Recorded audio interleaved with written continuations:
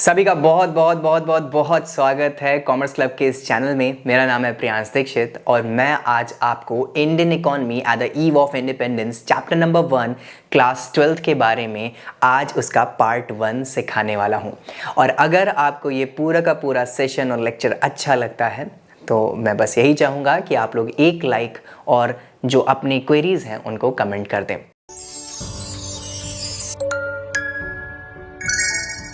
शुरू करते हैं इस पर्टिकुलर चैप्टर के ओवरव्यू से।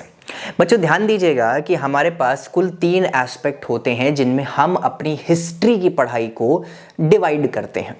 एक आती है हमारी एंशिएंट हिस्ट्री, जहां पे हम लोग बहुत पुराने ज़माने की चीज़ों को पढ़ते हैं, लाइक स्टोन एज और हड़प्पन सिविलाइजेशन और अलग अलग एरास, वैदिक एरा हो गया एंड सो। और उसके बाद आती है हमारे पास मेडिवल हिस्ट्री, जहाँ पे हम लोग रीसेंट के डेटा के बारे में बात करते हैं, जैसे हमारी जो मुगल्स होते हैं और उसके साथ साथ जो मुगल एम्पायर पूरा का पूरा था, जो अलग अलग जो डिक्टेटर्स वहाँ पे इवॉल्व हुए, उनकी बात होती है। फिर वहाँ पे आती है हमारी उसके बाद मॉडर्न हिस्ट्री। मॉडर्न हिस्ट्री के अंदर हमारे देश में वो रूलर्स के बारे में बताया जाता है जिन्होंने अभी रिसेंट में कहीं ना कहीं हमारे देश को रूल किया है और अभी हमारा देश 100 साल भी नहीं हुए वहां से आजादी पाए हुए, जैसे ब्रिटिशर्स। और इन पूरी की पूरी हिस्ट्री खत्म होने के बाद जब हमारा भारत देश सारे के सारे रिलीजन्स और सारे के सारी डिक्टेटरशिप से जब छूटा और उसके बाद उसने अपने पैरों से अपनी पूरी की पूरी इकोनॉमी को इवॉल्व करना शुरू किया, पूरी की पूरी इकोनॉमी को खुद से समझा और एक एक चीजों को सराहा, खुद से अपने हाथों से हैंड पिक्ड चीजों को इम्प्लाई किया हमारे भारत में, वो जो दौर आता है वो हिस्ट्री से अलग होके बनता है हमारा इकोनॉमिक्स का पार्ट। तो मतलब बहुत पुरानी हिस्ट्री आपकी एंशिएंट हिस्ट्री थी, उससे थोड़ी सी नई आपकी आती है मेडिवल्स। रीसेंट की हिस्ट्री लाइक ब्रिटिशर्स वो आती है हमारी मॉडर्न हिस्ट्री के अंदर। और उसके बाद जब सारी हिस्ट्री खत्म हो गई और हमारा भारत देश अब प्रॉपर तरीके से आज़ाद है, तो बच्चों ध्यान रखना उस पर्टिकुलर पॉइंट ऑफ टाइम को, उस फ्रेगमेंट को हम लोगों ने नाम दिया Indian economy at the eve of independence. मतलब हमारा भारत का इकोनॉमी इंडिपेंडेंस के टाइम पर कैसा था, यही हमारा चैप्टर नंबर 1 है। ठीक है, तो बच्चों ध्यान दीजिएगा, हिस्ट्री हमारी इकोनॉमिक्स का पार्ट नहीं है। हमारी हिस्ट्री जहां पे खत्म हो जाती है वहां पे हमारी इकोनॉमिक्स शुरू होती है।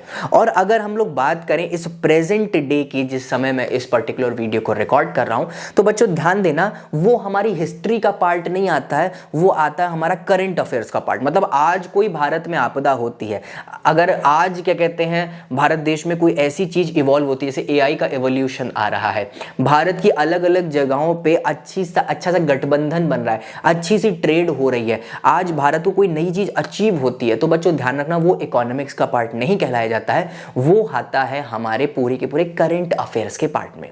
तो दैट सिंपली मीन्स कि हम लोग ना ही हिस्ट्री पढ़ रहे हैं और ना ही हम लोग करंट अफेयर्स पढ़ रहे हैं, हम लोग एक बिल्कुल मिड का पार्ट पढ़ रहे हैं जिसको हम लोग बोलते हैं अपनी इकोनॉमिक्स। ठीक है, अगर मैं एक लाइन खींचता हूं तो बच्चों ध्यान देना, इस लाइन के पीछे मेरा पूरा का पूरा भारत देश 1947 से पहले का था। मतलब 1947 से पहले का जितना भी हमारा पूरा का पूरा पार्ट था भारत का, वो सब हिस्ट्री के अंदर आता है। ठीक है, अब 1947 के बाद जितना भी हमारा पार्ट आया वो बच्चों ध्यान दीजिएगा हमारा इकोनॉमिक्स के अंदर आता है। और जो आज का दिन है, whatever date it is, जब भी आप इस वीडियो को देख रहे हैं, तो वो करंट अफेयर्स के अंदर आता है। लेकिन जो 1947 का जो टाइम था, इसको हम लोग बोलते हैं बच्चों Indian economy at the eve of independence. इसी पे हमारा चैप्टर नंबर 1 प्रॉपर तरीके से कंस्ट्रक्टेड है। ठीक है, आइए देख लेते बिफोर 1947, मतलब ईव ऑफ इंडिपेंडेंस के थोड़ा सा पहले अगर हम लोग देखें तो जो हमारा भारत था वो अंडर द ब्रिटिश रूल था। तो अंडर द ब्रिटिश रूल का मतलब हमारे भारत पे कहीं ना कहीं जो शासन था वो किसी ना किसी गवर्नमेंट का ना होते हुए ब्रिटिशर्स का था। और अगर मैं आपको बता दूं, ब्रिटिशर्स सिर्फ और सिर्फ इंडिया पे ही कब्जा नहीं किए हुए थे, there are lots of other nations as well जहां पे ब्रिटिशर्स ने अपनी कॉलोनी डेवलप करी थी, जहां से वो उनको फीडर इकोनॉमी बना देते थे, वहां से रिसोर्सेज को वो लोग क्या करते थे, कलेक्ट करते थे अपने देश में। ऑलमोस्ट हमारे भारत ने 200 सालों तक का ये गुलामी सही 1757 से 1947 तक का, ठीक है। ऑलमोस्ट हम लोगों ने 200 करेक्ट नहीं, ऑलमोस्ट नियर 200 साल हम लोगों ने जो है गुलामी सही थी। ड्यूरिंग दिस पीरियड जो ब्रिटिशर्स थे वो उन्होंने कंट्रोल किया था हमारे भारत की इकोनॉमी को फुल्ली एंड फाइनली, मतलब सारी की सारी रिसोर्सेज वो हमारे देश से कलेक्ट करते थे। हमारे देश के पूरे एडमिनिस्ट्रेशन पे उनका ही हक था। हम लोग अपने दम पे या फिर अपनी इच्छा के अनुसार कोई भी चीज चेंज नहीं कर सकते थे और कोई भी चीज डेवलप नहीं कर सकते थे, ठीक है। हमारे सारे कर्ता धर्ता ही ब्रिटिशर्स ही थे।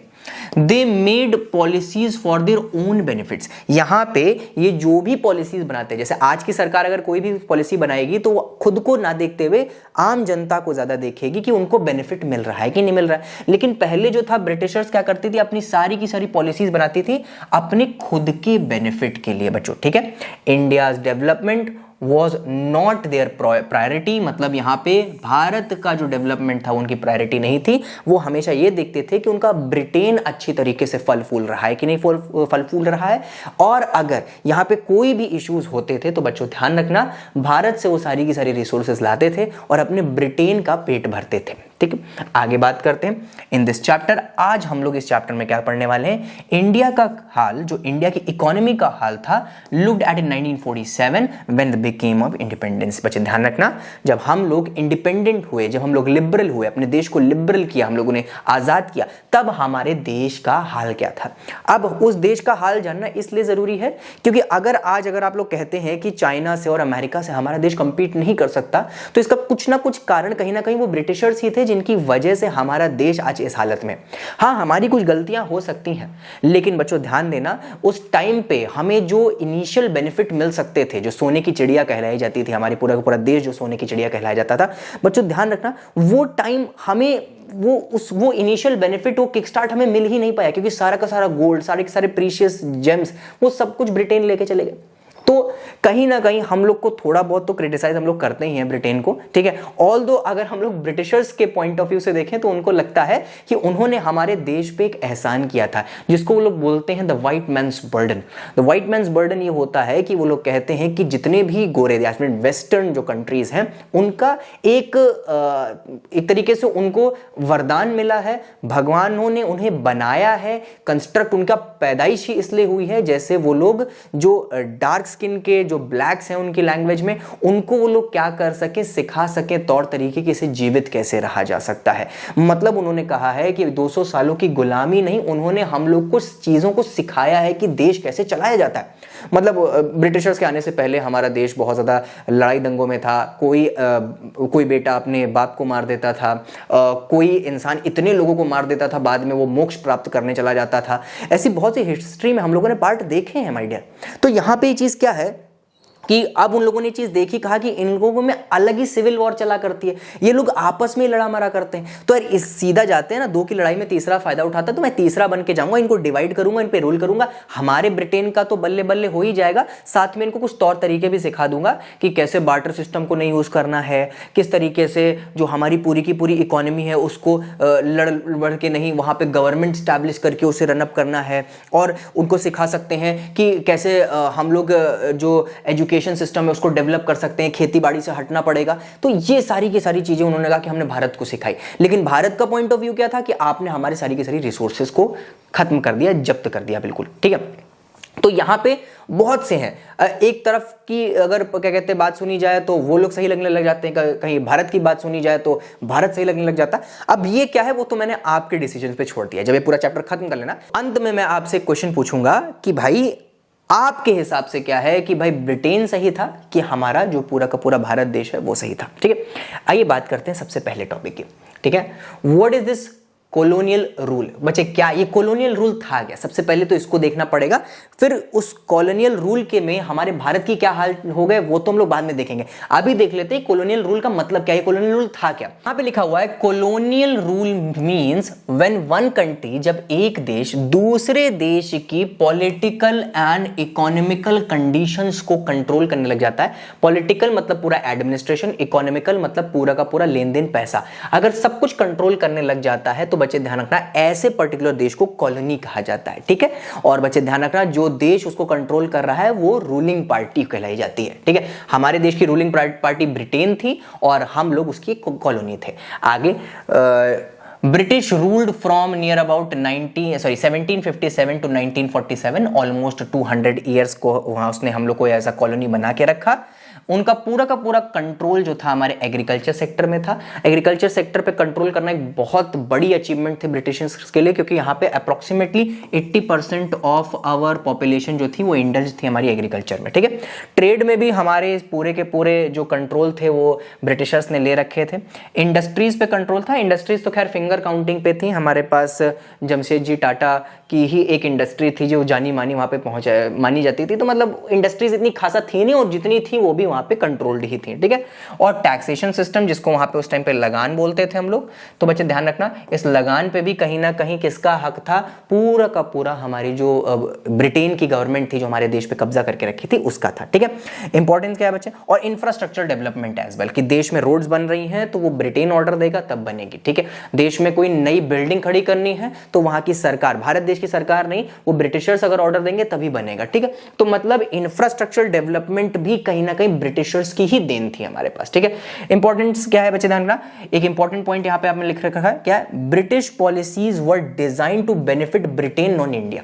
बच्चे ध्यान रखना, क्योंकि जो ब्रिटेन था उसकी कॉलोनी था इंडिया, ठीक है। तो बच्चे ध्यान रखना जो ब्रिटेन था उसकी कॉलोनी था इंडिया, तो जो भी रूल्स एंड रेगुलेशन इंडिया पे लगाए जाएंगे वो इंडिया को सिर्फ और सिर्फ सर्वाइव करने के लिए जरूरी हो, बस इतना ही ध्यान रखा जाएगा, बाकी सारा ध्यान ब्रिटेन को डेवलप करने पे ध्यान दिया जाएगा। मतलब अगर आपको मान के चलिए बहुत बड़ा सा बिजनेस है, उसमें आपने नौकर रख रखे हैं, तो नौकर जिसमें उसका रोजमर्रा का खर्चा चल जाए, उसका पेट्रोल एंड ऑल यहाँ आने जाने का खर्चा हो जाए, वो जिंदा रहे, उसका घर परिवार जिंदा रहे, बस इतना सैलरी देंगे कि आप उसको अमीर बनाते चले जाएंगे। जितना प्रॉफिट होता जा रहा है आप नौकरों को भी उतना पैसा बढ़ाते चले जा रहे हैं, आप भी करोड़ों में खेल रहा है, नौकर भी लाखों में खेल रहा है। अगर ऐसे करेंगे तो वो बिजनेस पार्टनर बन जाएगा ना फिर आपका। तो सीधी बात यह है कि ब्रिटेन उतना ही डेवलपमेंट में ध्यान देता था इंडिया की, जिसमें इंडिया सर्वाइव कर जाए, वहां के लोग सर्वाइव कर जाए, मर ना जाए। फिर भी बहुत लोग मरे थे। बाकी मेजर जो रेवेन्यू जनरेशन होता था वो आपके ब्रिटेन के बेनिफिशियरी के लिए यूज होता था। तो ये एक इंपॉर्टेंट पॉइंट है, जितनी भी पॉलिसीज यहां पे डेवलप करी जाती थी वो जो ब्रिटेन की पॉलिसीज थी वो ब्रिटेन को हेल्प करने के लिए ही बनाई जाती थी, भारत को मद्देनजर नहीं रखा जाता था।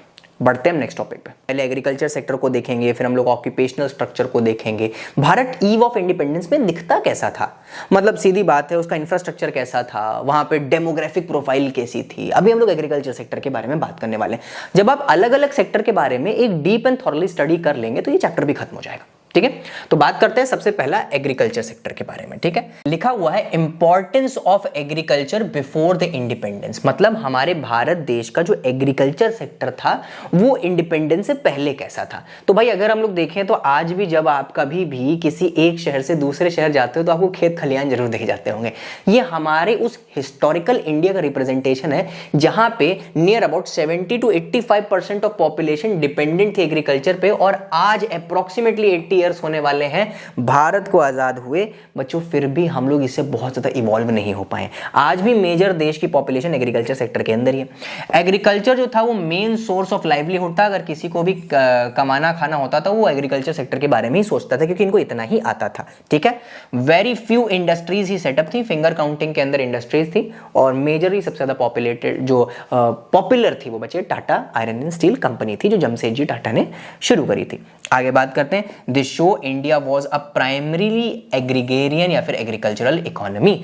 अगर हम इस पूरे के पूरे एक्सट्रैक्ट को देखते हैं तो हमारे भारत में सिर्फ और सिर्फ प्राइमरी मेजर जो डिपेंडेंस थी वो एग्रीकल्चर सेक्टर पे थी। तो अगर तुम एग्रीकल्चर सेक्टर पे रूलिंग जमा सकते थे उस टाइम पे, तो तुम पूरे भारत पे रूलिंग जमा सकते थे। आगे बढ़ते हैं तो यहाँ पे देखिए कि हमारा पूरा का पूरा भारत देश है जो मैंने रिप्रेजेंट करके रखा है, वो सारे के सारे लोग इंडल्ज हैं आपके एग्रीकल्चर सेक्टर में। कुछ लोग यहाँ से जो फीमेल्स हैं वो इरिगेशन में हेल्प कर रही हैं, कुछ कटी हुई फसलें घर तक लेके जा रही हैं। मेजर लोग जो ट्रांसपोर्ट भी कर रहे हैं वो बैल की हेल्प से, जो बुलक कार्ट्स हैं उनको यूज़ कर रहे हैं। जो उपज हुई है उसको जो मेजर थोड़े बहुत शहर थे वहाँ तक पहुँचाने की या फिर मिलर्स तक पहुँचाने की कोशिश कर रहे हैं। अलग अलग हेल्पर्स हेल्प कर रहे हैं। सिर्फ खेती खलियान यहाँ पे दिख रहे हैं, यहाँ पे कोई भी इंडस्ट्री आपको नहीं देखने को मिल रही होगी। मेजर जो आपको यहाँ पे सीन दिख रहा है, ऐसी ही कुछ इंडियन इकोनॉमी हमारी उस टाइम पे दिखती थी मेजर डिपेंडेंस जो थी वो एग्रीकल्चर सेक्टर पे थी। जो बची हुई थी उसमें कुछ सर्विस सेक्टर दे रहे थे, थोड़े और बची हुई तो वो एनिमल ग्रेजिंग कर रहे होंगे, थोड़ी और बची तो वो बच्चे थे और कुछ इंडस्ट्रीज भी सेटअप थी। ठीक है, आगे बात करते हैं बच्चों। तो एग्रीकल्चर सेक्टर में जो सबसे बड़ी दिक्कत थी बच्चों, ये बहुत बड़ा टॉपिक है, अगर आप क्लास 12th में अभी अभी एंटर किए हैं तो यहाँ पे ये चीज थोड़ा सा समझने में भी कंफ्यूजिंग लगती है कि भाई ये क्या है, जमींदारी सिस्टम को प्रॉपर तरीके से समझना हम लोग को जरूरी है। देखो एक बहुत बड़ी दिक्कत थी, वो था हमारा जमींदारी सिस्टम, जिसको हम लैंड टेन्योर सिस्टम भी कहते थे। जमींदार कौन होते थे बच्चों, ध्यान रखना, ये जो हमारे सबसे ऊपर जो हमारे ब्रिटिशर्स बैठे हुए हैं और जो सबसे नीचे हमारे जो किसान हैं उनके बीच का एक मीडियोकर था। दैट मीन्स जो हमारी ब्रिटिश गवर्नमेंट है और उसके नीचे आते थे हमारे ये जमींदार्स और उसके नीचे आते थे हमारे कौन से, फार्मर्स, जिनको हम लोग इस चैप्टर में टेनेंट्स नाम से बोलते हैं। ठीक है, टेनेंट्स का मतलब क्या हुआ बच्चे, वैसे तो किराएदार के लिए यूज होता है टेनेंट, लेकिन यहाँ पे लैंडलेस लेबर की तरह इसका यूज किया जाता है। ठीक है, तो ब्रिटिशर्स क्या था कि भाई उनके पास और भी कॉलोनीज थी, उनके पास और भी देश थे जिनको वो एडमिनिस्ट्रेट करते थे और ब्रिटेन को तो संभाल नहीं था, तो पूरे देश पे वो प्रॉपर तरीके से कंट्रोल नहीं जमा सकते थे। ठीक है, हम लोग आज भी सबसे ज्यादा मोस्ट पॉपुलेस्ट कंट्री हैं इस पूरे के पूरे वर्ल्ड में, और उनकी पॉपुलेशन भी इतनी ज्यादा नहीं थी और मैनेजमेंट उस टाइम पे टेक्नोलॉजी और हर चीज बहुत ज्यादा लिमिट करती थी।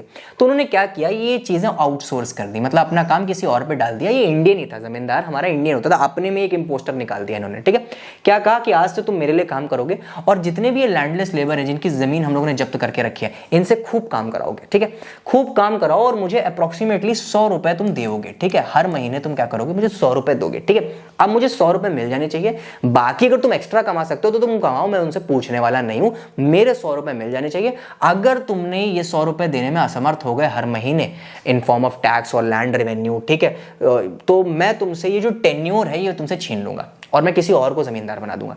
तो अब जमींदार क्या करता था, इन टेनेंट से, इन किसानों से, इन फार्मर्स से ये लोग क्या करते थे, ज्यादा काम कराते थे। अब 100 रुपए मांगे तो अप्रोक्सीमेटली 500 रुपए लोग निकलवाते थे। ठीक है, अब 500 का काम करवाते थे, जिसमें से 100 रुपए, अब 100 रुपए तो नहीं देते होंगे, जिसमें से 50 रुपए मान के चलिए फार्मर्स को दे दिए, बाकी के बचे जो 350 हैं वो अपने पास रख दिए और रिमेनिंग जो है आपने ब्रिटिशर्स को दे दिया। सबसे ज्यादा इसमें ब्रिटिशर्स भी नहीं कमाते थे, जमींदार कमा लेते थे।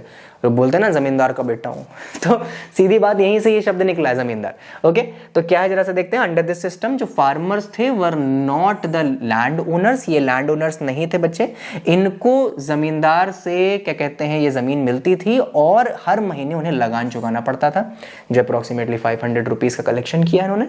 50 रुपए खुद रख लेते थे अपनी कमाई का, बाकी जमींदार को देते थे, जमींदार इसको फर्दर बढ़ा के दे देता था, कहां पे, ब्रिटिशर्स को। ठीक है, revenue had to be paid even during the crop failures as well. और बच्चों ध्यान रखना, आपको रेवेन्यू जो है वो क्रॉप फेलियर के टाइम पे भी देना पड़ता है। अगर मान के चलिए सूखा पड़ गया या फिर बाढ़ आ गई जिसकी वजह से आपकी खेती खराब हो गई, तब भी आपको कहीं ना कहीं ये लगान चुकाना ही पड़ेगा, आपको ये 500 जेब से निकालने ही पड़ेंगे। जिसकी वजह से क्या होता था कि जो हमारा पूरा का पूरा इकोसिस्टम था, जो हमारा पूरी की पूरी जो लाइवलीहुड थी, बहुत ज़्यादा डिस्टर्प्टेड हो चुकी थी। ज़मींदार को तो प्रॉफिट हो रहा था, ब्रिटिशर्स को भी प्रॉफिट हो रहा था, लेकिन यहाँ पे जो पिस रहा था वो कौन था, फार्मर था।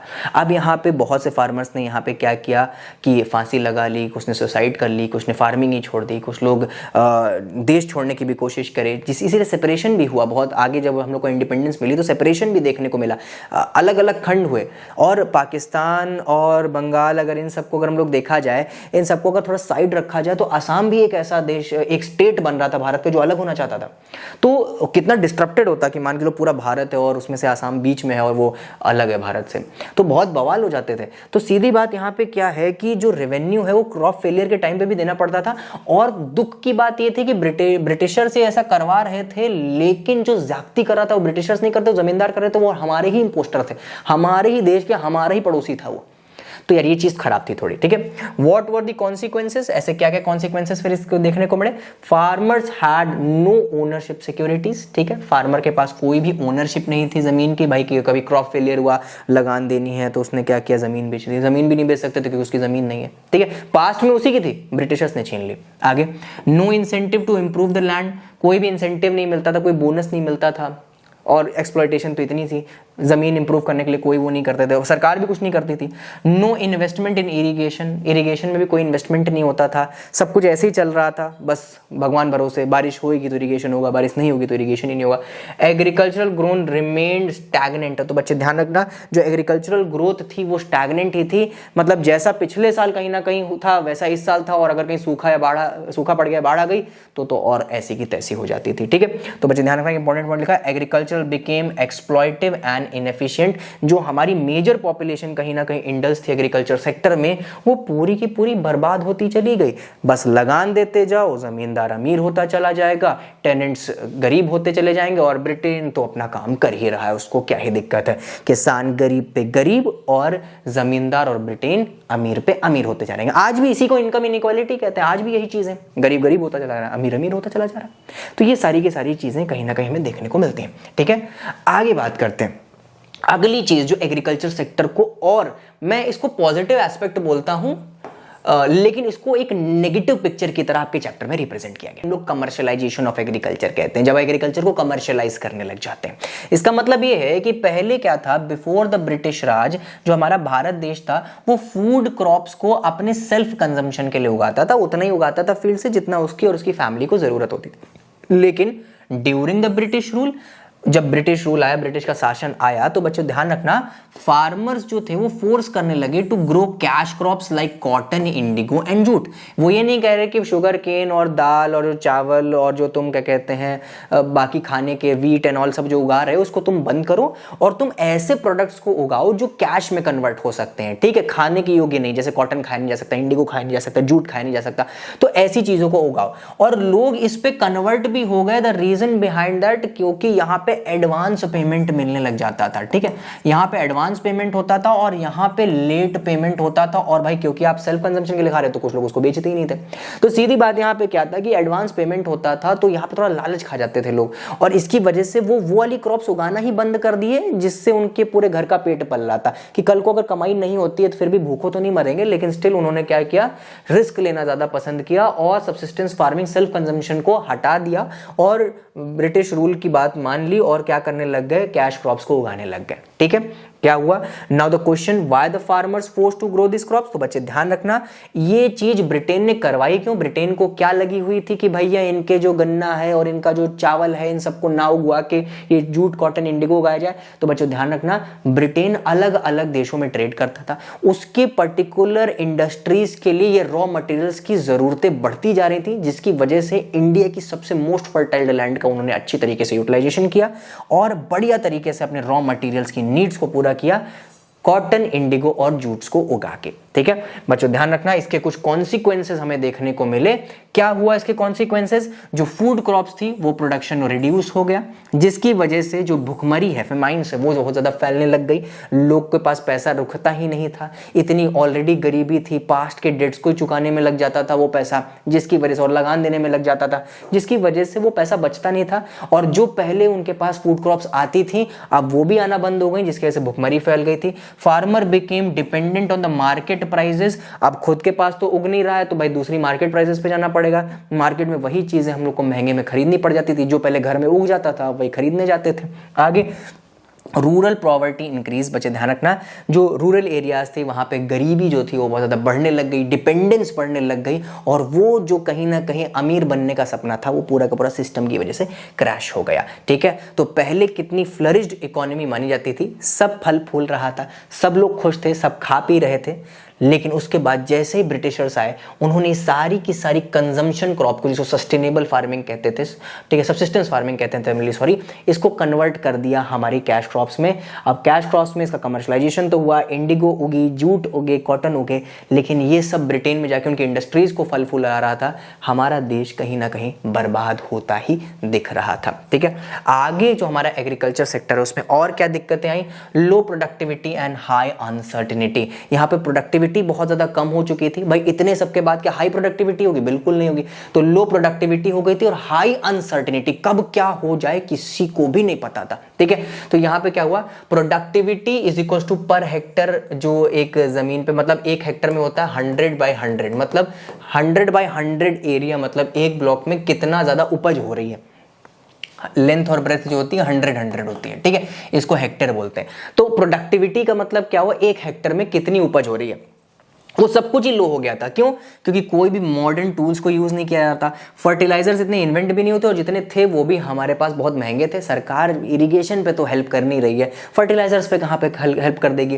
पुअर इरिगेशन फैसिलिटीज थी, सिंचाई विचाई के लिए कुछ था नहीं, और रेनफॉल पे डिपेंडेंट थे। और बच्चों ध्यान रखना, वो जो रेनफॉल पे डिपेंडेंट है, जो भगवान पे डिपेंडेंट है, जो नेचर पर डिपेंडेंट है, वो तो बिल्कुल अनप्रिडिक्टेबल होता है, अनसर्टेन होता है, कब क्या हो जाए किसी को नहीं पता। तो भाई किसी साल बढ़िया क्रॉप होती थी तो किसी साल पूरी ध्वस्त हो जाती थी, ठीक है।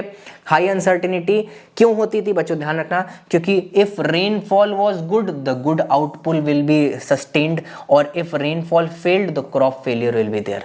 तो बच्चे ध्यान रखना, अगर बढ़िया तरीके से बारिश होती है, ज्यादा भी हो जाएगी तो बाढ़ आ जाएगी तो वो भी बेकार है। तो अच्छी क्वांटिटी में बढ़िया सेंटीमीटर्स में अगर बारिश हो रही है तो यहाँ पे क्रॉप गुड हो जाएगी, crop good sorry output good हो जाएगा, ठीक है। लेकिन वहीं पे अगर रेनफॉल फेल हो जाती है तो बच्चे ध्यान रखना, क्रॉप का डिस्ट्रक्शन हो जाएगा, लगान फिर भी देना पड़ेगा, खाने को कुछ नहीं है, भूखमरी फैलेगी, ज़मींदार खुश है, ब्रिटिशर्स खुश हैं, जो जाएगा वो सिर्फ और सिर्फ फार्मर का जाएगा। अगर आपने इतनी अच्छी तरीके से इस पूरे के पूरे पार्ट को समझ लिया है तो मैं चाहता हूँ कि जो नीचे डिस्क्रिप्शन में लिंक दिया गया है उसमें से आप नोट्स की PDF निकालिए और प्रॉपर तरीके से लर्न कर लीजिए, क्योंकि पढ़ाई का मतलब वही है कि जब आप लर्निंग करते हुए चल रहे हैं। अगर आप इसको एग्जाम्स के पास देख रहे हैं तो मेरी एक छोटी सी टिप आपसे यही होगी कि आप लोग इससे रिलेटेड क्वेश्चंस को देखते हुए चलिएगा, जो मैं इसी के आगे अटैच कर दूंगा PDF के आगे ही।